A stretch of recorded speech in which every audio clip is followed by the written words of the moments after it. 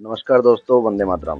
दोस्तों, होपफुली आपने 15 अगस्त को मना लिया होगा और सब ने एक दूसरे को स्वतंत्रता दिवस की बधाई दी होंगी और मैंने भी दी है। हमारी तरफ से भी 15 अगस्त सभी को बहुत बहुत मुबारक हो। लेकिन दोस्तों, जब भी 15 अगस्त आता है तो वो भयावह और डरावनी तस्वीरें भी सामने आ जाती हैं, जो जब भारत का बंटवारा हुआ था तब की यादें जो दिलाती हैं। ये तो आपको याद ही होगा ना कि लगभग 50 से 60 लाख लोग मारे गए थे भारत के बंटवारे के समय। लेकिन आज जो मैं क्वेश्चन आप सब लोगों से, जितने भी राष्ट्र प्रेमी लोग हैं, पहली बात तो आपसे उम्मीद रहेगी आप चैनल को सब्सक्राइब करेंगे और वीडियो को लाइक करेंगे। पहली बात जो मैं आपसे एक उम्मीद रखना चाहता हूँ कि ये आपको भी ये चीज़ें कभी कभी आपके दिमाग में भी आती होंगी कि उस बंटवारा हुआ और जो उसमें लाखों लोगों की जान गई, उसके लिए असली जिम्मेवार कौन था। क्या कभी आपने ऐसा सोचा है?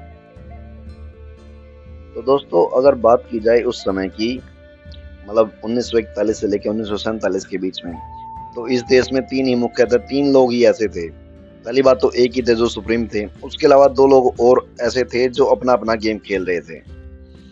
जो सुप्रीम थे उनका नाम था मोहनचंद करमचंद गांधी, और जो दो लोग दूसरे थे वो थे पंडित जवाहरलाल नेहरू और मोहम्मद अली जिन्ना।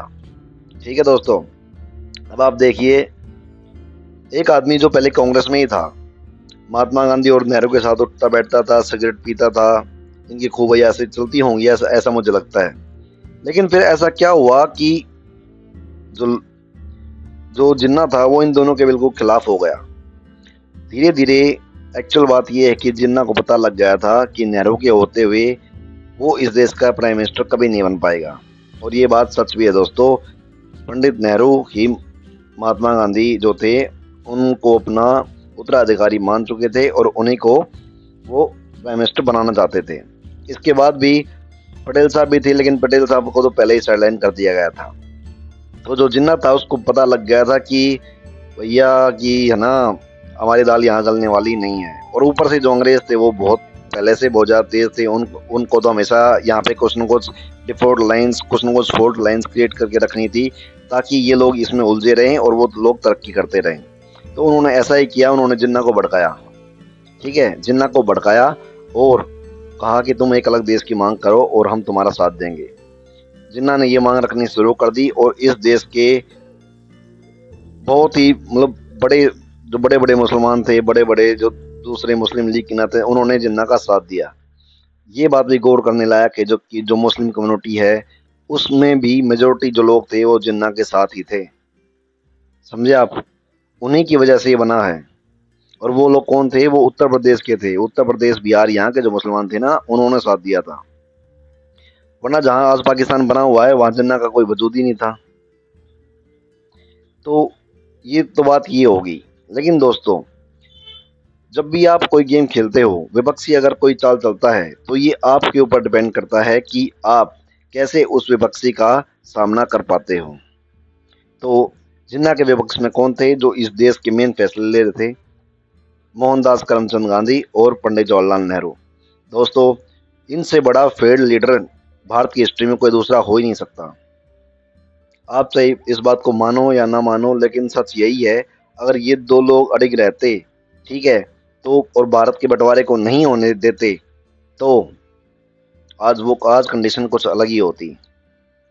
इससे एक बात और सामने आती है कि जब जब कोई देश कमजोर लीडर्स को चुनता है, जो हालात को, उन जिन लीडर्स के अंदर इतनी इतनी क्षमता नहीं होती कि वो हालात को ना काबू में रख सकें, तो देशों में ऐसे बंटवारे, ऐसी आग हमेशा लगाई जाएगी। समझ रहे हैं दोस्तों?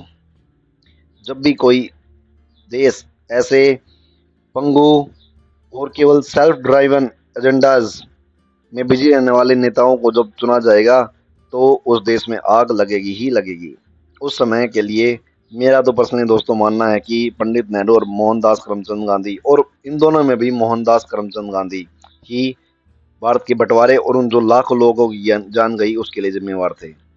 अगर वो अड़ जाते तो देश का बंटवारा नहीं होता। जैसे जैसे कि पहले वो अड़ जाते थे, है ना, किसी भी बात के लेके। जैसे एक बार जो अंबेडकर साहब है, उन्होंने कुछ डिमांड रखी थी, तो उसके अगेंस्ट में जाके उन्होंने क्या किया था भूख हड़ताल पे बैठ गए थे और अम्बेडकर को झुकना पड़ा था। लेकिन जिन्ना ने ये बात बिल्कुल नहीं मानी इनकी, और जिन्ना इनके बिल्कुल खिलाफ हो गया, और उसका ये विरोध भी नहीं, इन्होंने विरोध भी नहीं किया उसका, उतना विरोध भी नहीं कर पाए उसका। दोस्तों एक घटना और है, जब 1901 में पहली बार सावरकर से गांधी की मुलाकात हुई तो सावरकर वो अपने जो उनका कढ़ाई में वो प्रॉन्स तल रहे थे, केकड़े, और उनको खाने की तैयारी कर रहे थे। तो मोहनदास करमचंद गांधी जब उनसे मिले तो वो उन्होंने बोला कि तुम एक ब्राह्मण होकर तुम मांस का सेवन कर रहे हो। तो उन्होंने बोला कि गांधी जी, जो सत्य और अहिंसा की आप बातें करते हैं, ये जेंटलमैन जो लोग होते हैं, जो सभ्य लोग होते हैं, उनके सामने तो ये ठीक है, लेकिन जब क्रूर और अत्याचारी लोगों से आपका सामना होगा तो वो आपको गाजर मूली की तरह काट के फेंक देंगे। और दोस्तों बिल्कुल हुआ भी ऐसा ही। जो लोग मोहनदास करमचंद गांधी की भक्ति में बिल्कुल पागल हो जाते थे, सत्य और अहिंसा, है ना, सत्याग्रह, इन सब की बड़ी बड़ी बातें करते थे, उन लोगों को जिहादियों की भीड़ ने गाजर मूली की तरह काट दिया 1947 में। और दिन तो आपको याद ही है, 14 अगस्त 1947। कोलकाता में, मुंबई में, पंजाब में और बंगाल में इतने दंगे हुए जिसकी कोई हद नहीं है।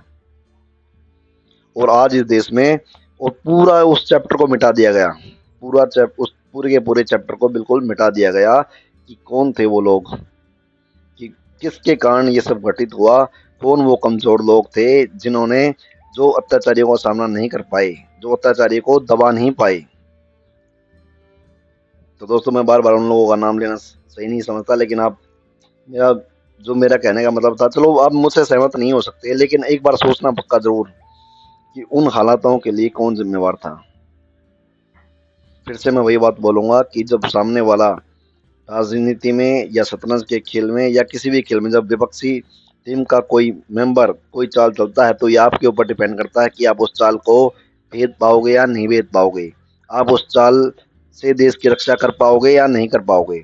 अगर आप देश की रक्षा नहीं कर पा रहे, आप देश का बंटवारा होने होने होने दे रहे हो, तो आपको सत्ता में रहने का कोई अधिकार बचता नहीं है।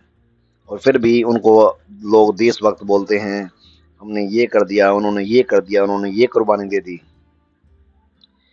ठीक है दोस्तों, आप सभी को स्वतंत्रता दिवस की एक बार फिर से शुभकामनाएं।